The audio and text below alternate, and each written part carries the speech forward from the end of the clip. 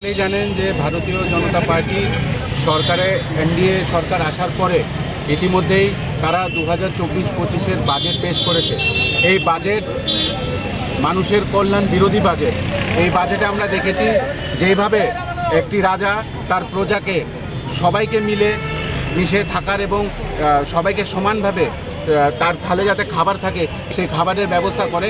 আমরা এবার দেখেছি যে অন্ধ্রপ্রদেশ এবং বিহারকে আলাদা ভালোবাসা দেখিয়ে অন্য রাজ্যগুলোকে একটা ডিসক্রিমিনেশনের দিকে নিয়ে চলে গেছে।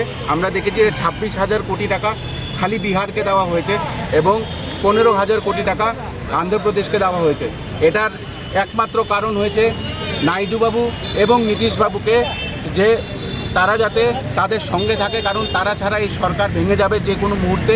তাই আমরা এর বিরুদ্ধে যে খালি বিহারকে এবং অন্ধ্রপ্রদেশকে কেন এইভাবে আলাদাভাবে টাকা দিয়ে অন্য রাজ্যগুলোকে প্রাধান্য দেওয়া হলো না। এবং এই বাজেট কিষাণ বিরোধী, এই বাজেট যুব বিরোধী, এই বাজেট সাধারণ মিডল ক্লাস মানুষ বিরোধী।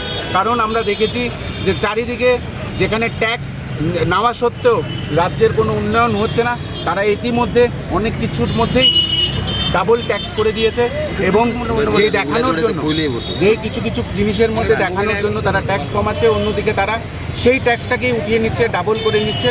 তার বিরুদ্ধে আজকে ত্রিপুরা প্রদেশ যুব কংগ্রেস, NSUI এবং মহিলা কংগ্রেস এবং সকল শাখা সংগঠন এই প্রতিবাদে আমরা আজকে বাজেট বিরোধ প্রতিবাদে আজকে রাস্তায় নেমেছি।